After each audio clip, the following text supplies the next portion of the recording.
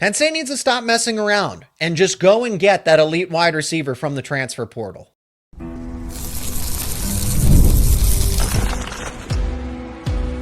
You are Locked On Nittany Lions, your daily podcast on the Penn State Nittany Lions. Part of the Locked On Podcast Network, your team every day. And as always, thanks so much for making Locked On Nittany Lions your first listen and watch every single day. My name is Zach Seyko. I am your host of the show, and help me welcome back Pat Koerbler over at Black Shoe Diaries, as this is your transfer portal primer for the Penn State Nittany Lions. Today's episode is brought to you by FanDuel. You can keep the action going with a big return on FanDuel. New customers can place a $5 bet, and you'll get started with $150 in bonus bets if you win your first $5 bet. Visit FanDuel.com to get started. We're talking everything.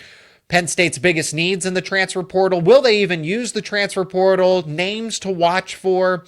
And that includes possible departures on Penn State's behalf. Pat, I opened it up with how Penn State needs an elite playmaker at wide receiver. Absolutely. They can't mess around anymore.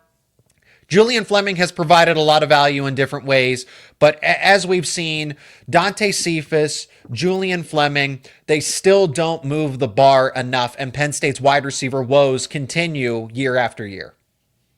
Certainly. We're back here again, just like we talked this time last year. A lot of the focus for Penn State was on wide receiver, and that will be the focus again. I know we'll get to specific positions here in a little bit that we can kind of go over the rest of the roster, but right, you ask anyone from Penn State football expert to somebody who maybe watches half the games, they can tell you that Penn State certainly needs some wide receiver help. It's a matter of, I mean, as far as like questions go, who's coming back for Penn State? I think that's like the first question you ask when you look at wide receiver. Trey Wallace hopefully returns. Maury Evans still has a year. Talented guy. I know that. He can be a little bit frustrating as far as, big plays, and then you don't hear from him for 3 quarters. But Amari Evans is coming back. Obviously, people are excited about true freshman Tysier Denmark. What does he do, next year in the coming years? But certainly, Penn State is going to need some wide receivers. So hopefully, James Franklin and company will be active in the portal when it comes to those wideouts.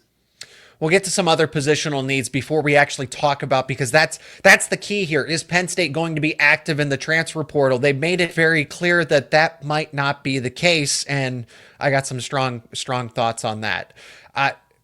Wide receiver isn't the only position, because yes, you do have to project out and say, okay, they're going to lose Abdul Carter. Are they going to lose Denai Dennis-Sutton, Zane Durant, Kobe King? You have Tony Rojas to anchor the linebacker. So this is almost more so, it's not even about the transfer portal. It's almost a projection of what the 2025 lineup would look like with what is currently in-house. And I think it's safe to assume that if things, even under the best circumstances, Abdul Carter, Denai Dennis-Sutton, and Zane Durant are NFL prospects. And if any of them decide to come back, that is a surprise in itself. You're also losing Smith Vilbert and Amin Vanover for 2025. So as much as everybody is going to point to wide receiver, defensive line might be a bigger need in general than a pass catcher. That's the interesting thing for Penn State. If we had to sit here today and say who's 100% gone out of the guys who could enter the NFL draft, I think you and I would say probably Abdul Carter's the only one that he's a guarantee. A guarantee. He's a guarantee, but everyone else, Denai Dennis-Sutton, maybe he comes back, maybe he doesn't. Zane Durant, maybe he comes back, maybe he doesn't, right? You talked about a lot of these guys. Go back to safety, Kevin Winston, who very well could be the second best player on the defense behind Abdul Carter, has been hurt this entire season. Does he come back for another year, or does he enter early? So like you kind of said before, it's tough to know like where those positions are, where those needs are at positionally when you don't know what so many of these guys are doing. I think a nice way to look around this, and we can kind of bump up and down the roster other than wide receiver. Quarterback, probably okay. Whether Drew or whether it's Bo, I think they're happy. Or Grunkmeyer. Yeah. I think they're happy in all cases there. Running back, who knows? Once again, goes back to question marks of Nick Singleton, Katron Allen. They will have decisions to make. Tight end, you're probably good. Offensive line, you always want help, even though Penn State looks pretty strong on the offensive line, all things considered, depth-wise, and starters that could potentially come back. Always, if there's a Nolan Rucci out there that wants to come to Penn State and provide some depth at offensive tackle, you see how valuable that is. And really all across the defense, I mean, as you touched on, I think that they could really use help everywhere in a sense. Mm-hmm. Obviously, some spots more than most, defensive end, for example. But Penn State has kind of taken it in the past, has kind of taken the portal as they want guys that are good fits for the program culturally, guys that they maybe have past relationships with.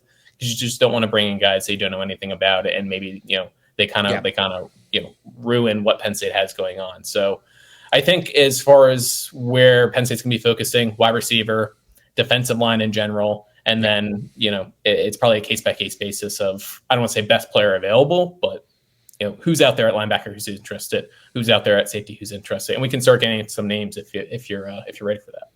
We definitely will in the second segment, because it's important to address if Penn State will do this, because I look at the defensive line, and that is that red alert, red flag here, because if Abdul Carter, Zane Durant, and Denai Dennis-Sutton all enter the NFL draft, Devon J. Thomas has to leave. Alonzo Ford has to leave. Keziah Izzard, Smith Vilbert, Amin Vanover, the entire nucleus of this defensive line is gone.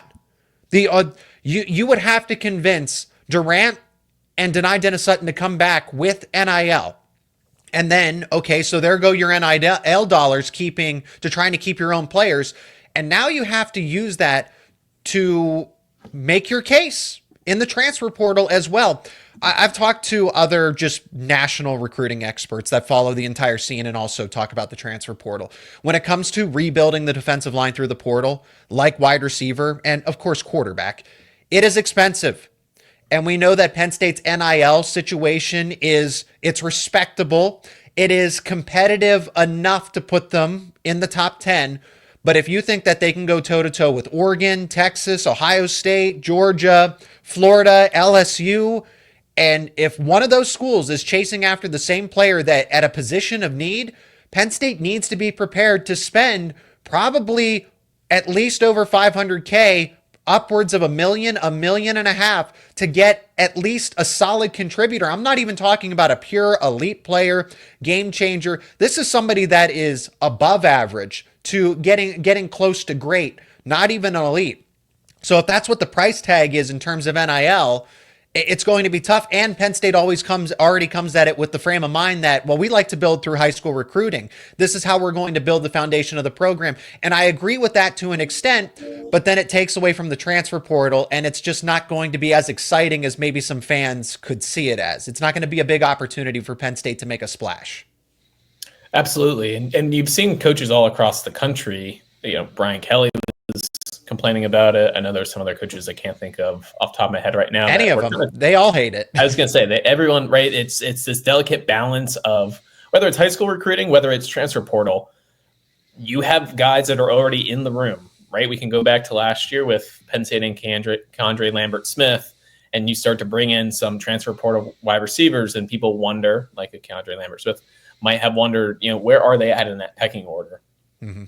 So I think that's the delicate, balance that you have to figure out, whether you're bringing in that 5-star high school player or that 5-star transfer, of not in a way disrespecting the guys that are in your room. Because that could be shocking, where if you're Amari Evans, for example, right, you think that you're kind of locked into being the second wide receiver next year, definitely starting, and say Penn State's able to, bring in an ACC guy, and they're able to bring in a guy that played at, Kansas State, just throwing some names, just throwing some schools out there.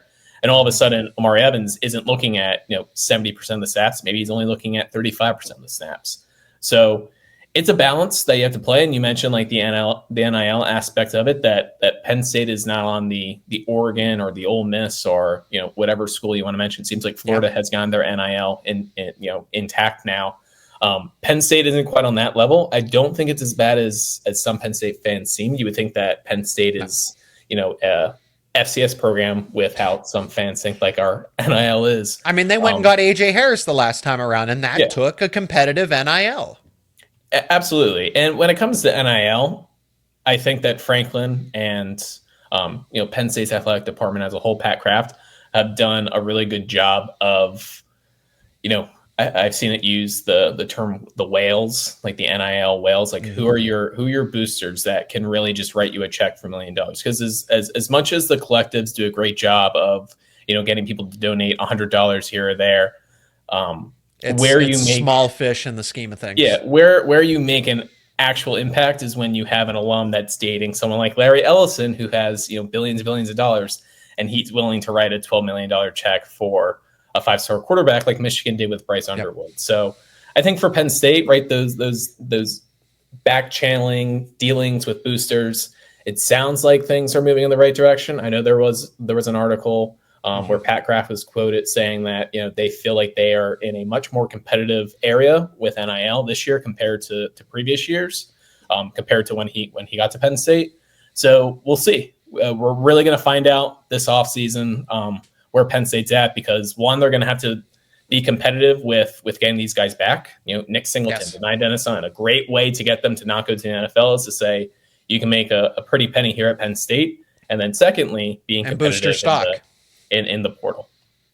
Yeah, booster stock, make some money here one final time, because look at what happened with Tyler Warren, and Ohio State did the exact same thing. JT Tuimoloau, Emeka Ibuka, Denzel Burke, all of those guys could have went off to the NFL, and they didn't, and they made some NIL money, and for the most part boosted their draft stock objectively. But this isn't about Ohio State, this is about Penn State, but that's going to be the same plan. Retain as best as you can DDS, Zane Durant, Nicholas Singleton, Katron Allen, Drew Aller, whoever else, but Penn State has some needs. Let's talk about those hypothetical names that Penn State could target in the transfer portal, the ones that are the most ideal to the ones that are most realistic. We'll talk about that on the other side of this break. And today's episode is brought to you by Omaha Steaks. Nothing delivers comfort and joy quite like the unrivaled quality and taste of Omaha Steaks.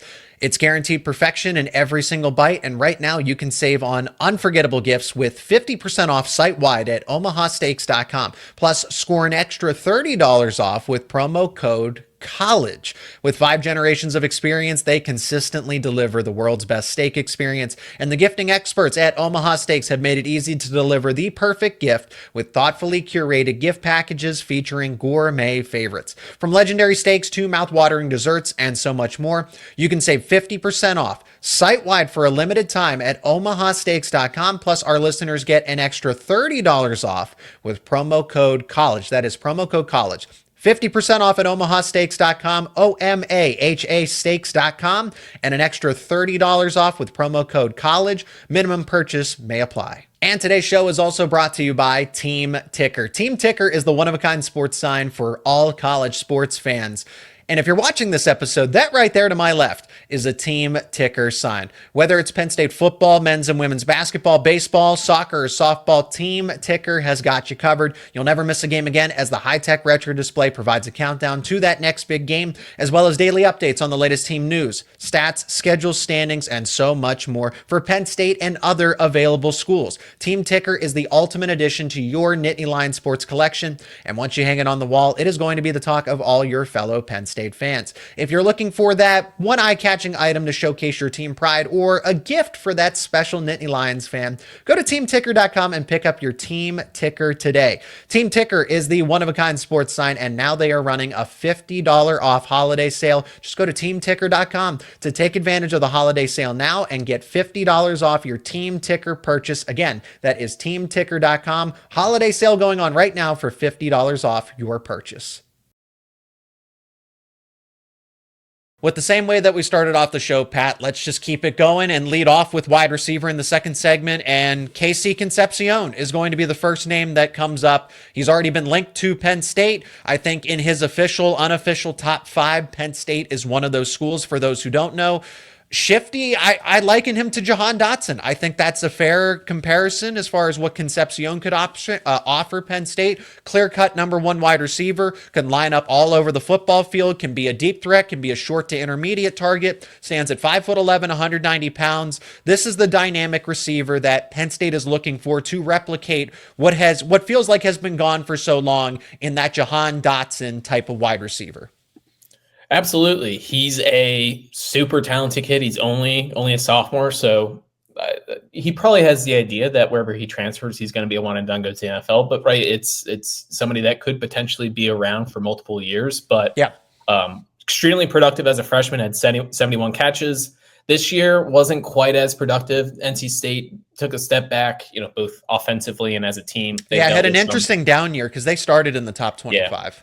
They dealt with some quarterback troubles. Grayson McCall, who's one of my favorites at Coastal Carolina, went there. He ended up getting hurt. Has actually retired from football altogether. Right. But so Concepcion, a bit of a downswing this year, but still had 53 receptions, 6 touchdowns.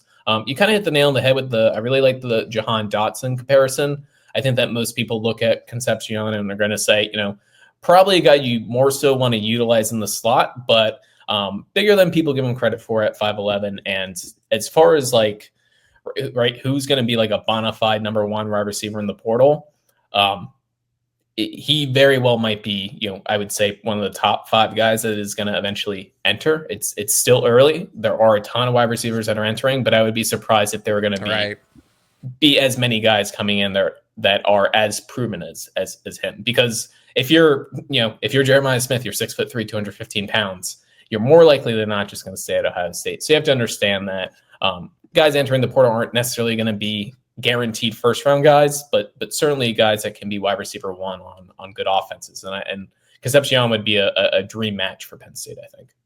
Yeah, and it's already good that Penn State's at least in the conversation, but they are going to go up against some stiff competition. Penn State, I would say, with the other schools that have been mentioned in his top 5. Actually, here who did he say was in his top 5? Colorado, Bama, Auburn, and I want to say Kansas State, because I think his brother's committed to Kansas State. Let me see who they, if they listed them. Okay, yeah, I see. I'll just pick back up. Okay. And it's going to be stiff competition to get somebody like Concepcion, because those other 4 schools that are already in his official, unofficial top 5, Alabama, Auburn, Colorado, and Kansas State, and including Penn State here. So that's the top 5. I look at Auburn and Colorado, they are champions of the transfer portal. Auburn is a champion of NIL. They are not afraid to get competitive. We saw where Keandre Lambert-Smith ended up, right?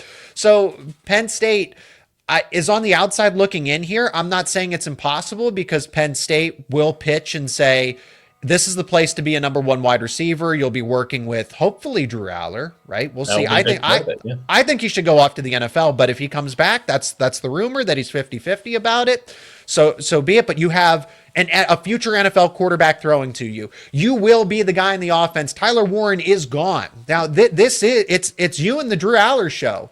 And then you can make maybe not to the extent of a guaranteed NIL, but again, Penn State is not broke when it comes to NIL, but Auburn is going to offer guaranteed upfront money, and they're going to be ultra competitive. Penn State on the back end is going to have to sell itself as a program and how it can continue to develop Concepcion.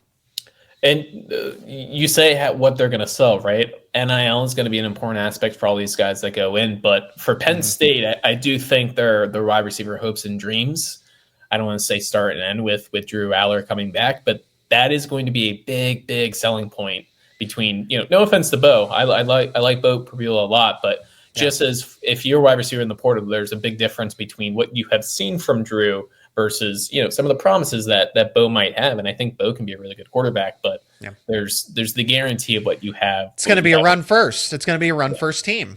Yeah. So I'm kind of going at this thinking that Drew does come back, which I was kind of on your line of thinking, where I basically thought it was a guarantee that he was going to go off to the NFL, partly because this quarterback class doesn't seem very strong. And I just think that Drew would find his way into the first round, just given his, the intangibles, the measurables, just like the character of the person he is. But if he does come back, that's a big selling point to these wide receivers, and something that Penn State can separate themselves with Colorado, for example.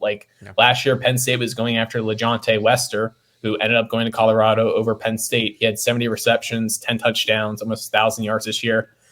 A big reason why he picks Colorado, yes, Coach Prime, Deion Sanders. It's also Deion's son. It was very nice having Shedeur Sanders, knowing he's going to get you the ball. So hopefully Penn State can be that this year for receivers like Concepcion. Should I list out some other wide receivers, Zach? Because I have a whole. I was going to say, suggesting. Let's go quantity here because we can't get through every single receiver, but it's a big need. So there's 4 or 5 names. The other name that I like, and I know that you have a bunch, so I'll let you name them. But I want to the only other one that I want to suggest is Donovan McCulley. McCulley was in the portal last year. Penn State had made contact with him, and now there's the Tom Allen connection. So unless he doesn't like Tom Allen, I feel like the bond is now stronger with Penn State and hypothetically Donovan McCulley than it has ever been compared to last year's cycle.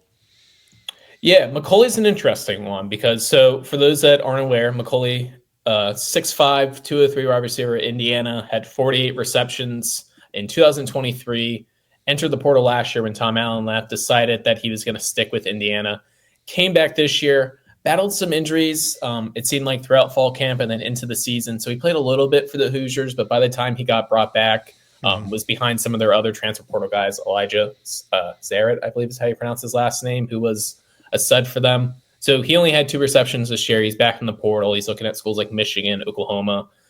Absolutely would be one that I think Penn State will be interested in. Tom Allen is pretty knowledgeable on what McCulley can and can't give you. So we'll be interested to see if Penn State gets involved there. Just a couple other guys, and I won't read through, I have 26 names down. Some of these guys. Go through all of them. Why not? Not all of them are in the portal yet, so I don't want to. And not saying that they will be in the portal, but just guys I think make sense. But as far as guys, I'll stick with 3. Okay. I don't want to go. We won't make this a 3-hour episode. 3 guys that are in the portal. Nick Anderson from Oklahoma. He was a sophomore this year, missed the entire season, but his freshman year, he had 38 catches for 798 yards, 10 touchdowns, big body, 6'4", 219. He's originally from Texas, but he does have ties to Penn State. He officially visited when he was a recruit, so you always like to see that. James Franklin has some sort of relationship with him. And his brother was I believe, defensive end at Ole Miss that then transferred to Indiana and wrapped up his last year at Indiana. So he did play under Tom Allen. So again, just a small Penn State connection there. Also want to mention, where should we go next? I mean, USC, Kyron Hudson, he just entered today. He has 38 receptions, 2 touchdowns. Had that highlight reel grab against LSU in the opening game, if people remember that. And for the last one, let's go with Horatio Fields, Wake Forest. So this guy's not a bona fide number 1 wide receiver, but 6'3", 205, gives you some size, gives you some speed, some athleticism. He had 39 receptions for 463 yards, 4 touchdowns. Because I think the thing to remember with Penn State and wide receiver this go around is that you want to find that bona fide number 1 wide receiver, and hopefully it's Kevin KC Concepcion. But I think you need depth guys as well. So even getting someone like Horatio Fields could be very helpful for Penn State because they need more than just wide receiver number 1. They could use all the help that they can get.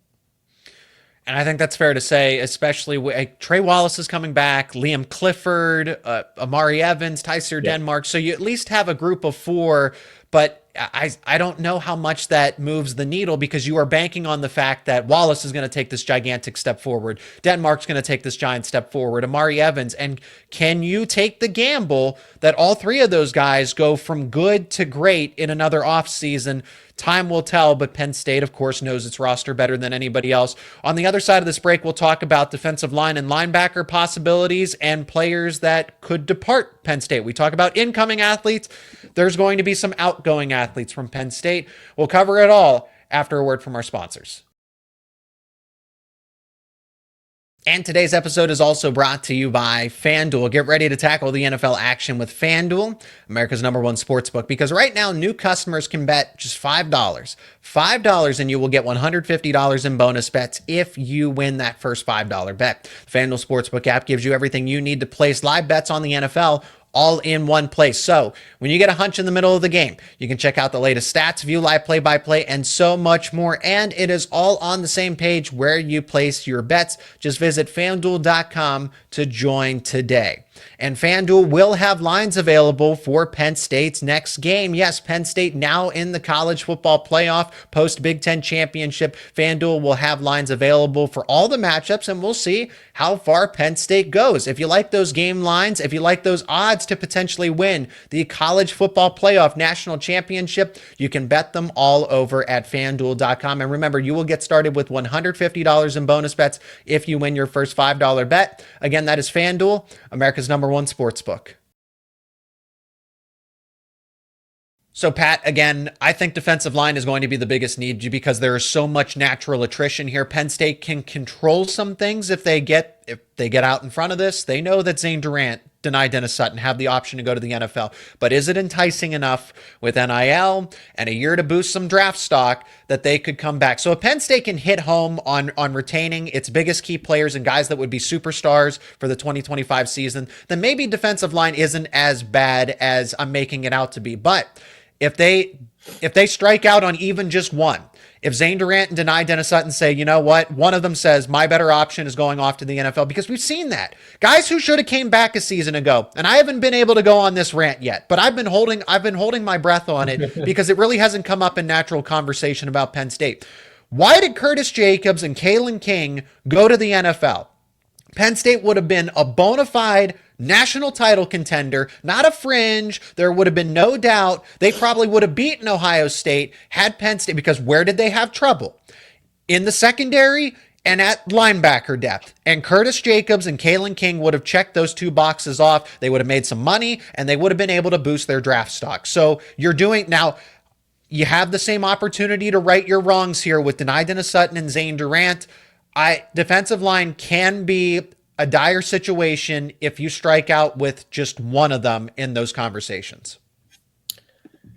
Yeah, I mean, I think that you once again, going back to what we said before, it is hard to know, like, where is the focus for Penn State when you don't know what Zane Durant's going to do. You don't know what Denai Dennis Sutton's going to do. Even at linebacker, right? If Kobe King comes back, you basically, you're returning all your starters. But it's almost leaving until they prove otherwise. It's not, sure. It's an innocent until proven guilty kind of thing, but I assume they're leaving until they tell me otherwise.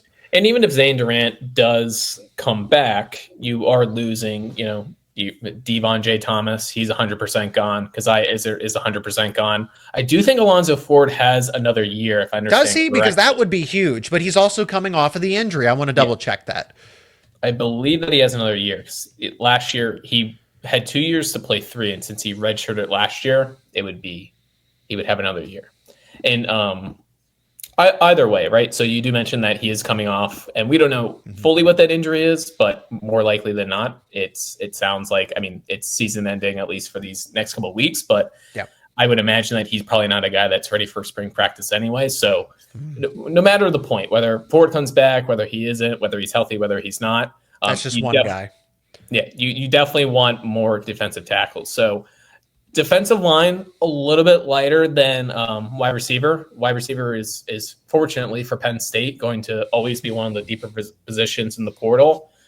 Defensive line, not as much. So right now there's not too much to work with, but couple guys specifically from Wisconsin. So Wisconsin has a defensive tackle, Kurt Neal, 6 foot, 290. So, on the smaller side, more built like Zane Durant, but a quick twitch, guy that can play the 1-tech, guy that can play the 3-tech, can eat up some blocks. He had 3 tackles for loss this year. Wisconsin has another defensive lineman. He's kind of a in-between defensive end, defensive tackle. Wisconsin ran like a weird, 3-4-ish scheme. So yes. Would be a little bit different playing at Penn State. But James Thompson, he was hurt this year, tore his pec, but last year he had 3 sacks, 6 tackles for loss.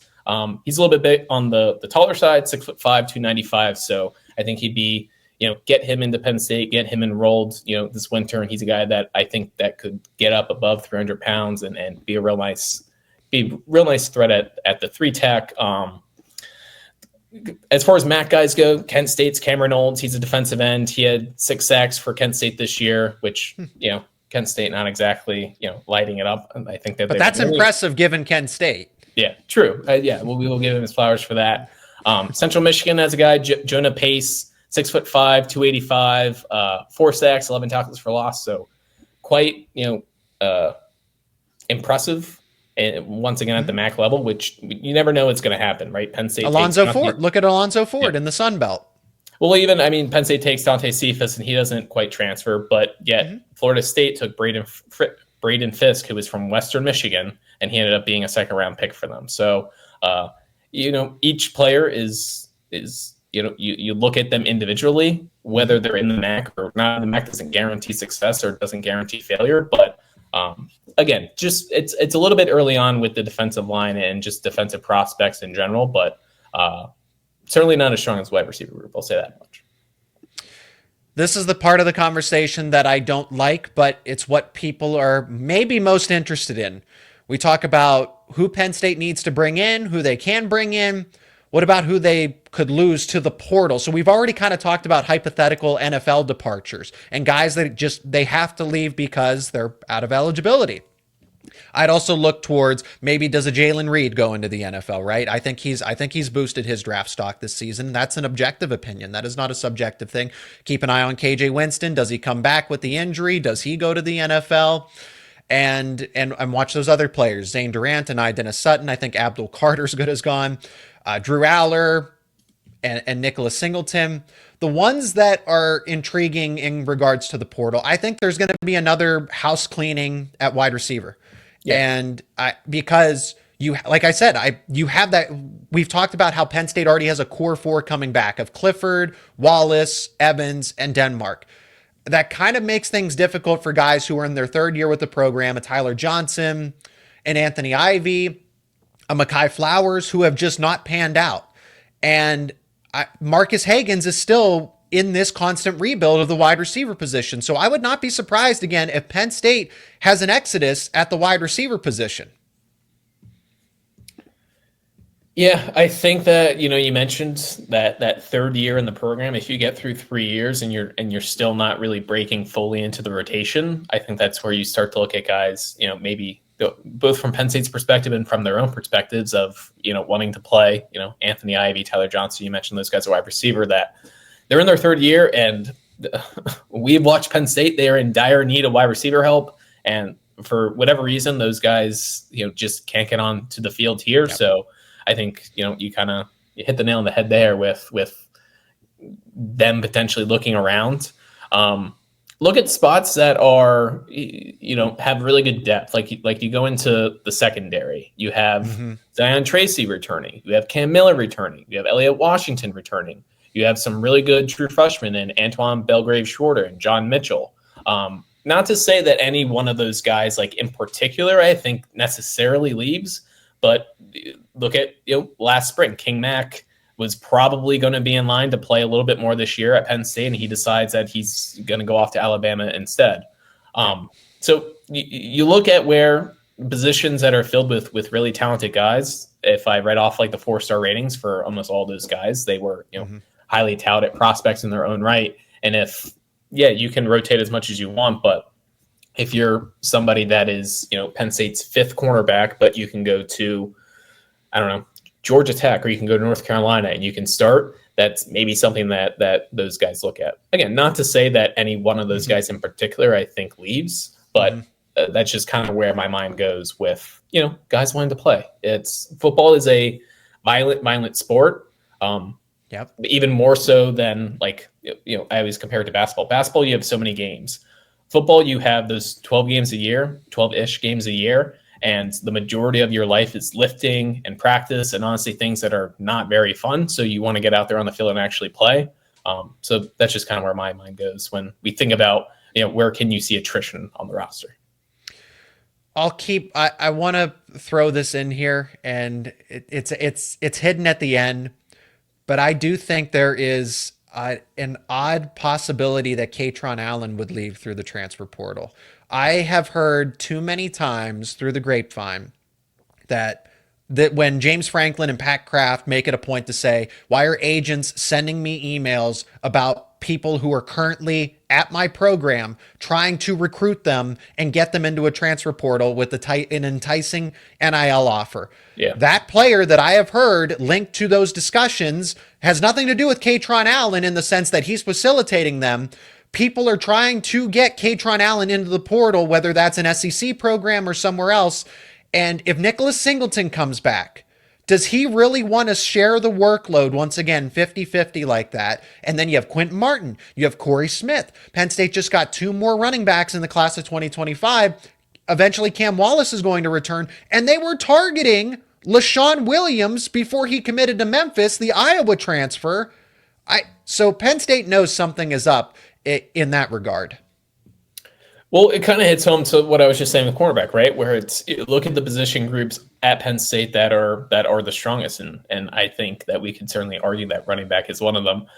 The funny thing is, and I don't think we mentioned this, maybe you'll mention it in like your preview at the beginning of the episode, but that this is coming out Monday after the Big Ten Championship. So maybe I will have some egg on my face. Maybe Katron, goes off for 100 yards and he has 3 touchdowns, and I look a little silly, but it just seems like this year something has been off. And not that he hasn't had good games, because you look back, even like the Washington game, he was quite good in. Illinois game, I believe he had a good game as well. But it just seems like, in these conversations that we've had, dating back 3 years, the Singleton Katron conversations, it does seem like Singleton has kind of separated himself, at least this year, and being the better back.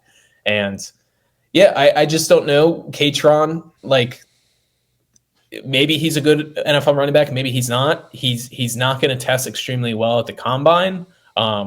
So you do wonder if, is the college game kind of where he gets his biggest payday, if we're being honest with ourselves, and whether Penn State wants to do that, whether Penn State can do that, and will Penn State do that? And it almost going like you look at the NFL and how running back has kind of been, Eagles have kind of put it on its head with how good Saquon is doing. But do you want to spend what money you have on I don't want to call him a backup running back, but a running back too? So I think it's a valid question to consider, and good players are going to want to play, just like we were saying before. And if Katron thinks that he can get 15 plus carries at another place and that's something that he wants, then yeah, I don't know if Penn State will necessarily be able to grant that, especially if they're able to get Nick Singleton back. So conversation for another time, I guess. We'll see what happens with Nick Singleton if he decides to come back, and really what happens across the roster. But yeah, I think it's a valid question though, Zach.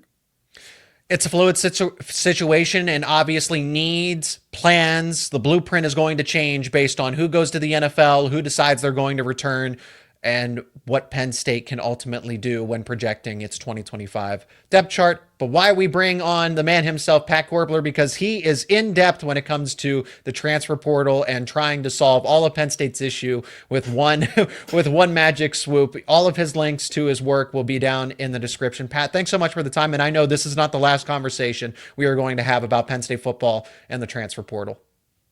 Awesome, Zach. Thank you for having me, as always.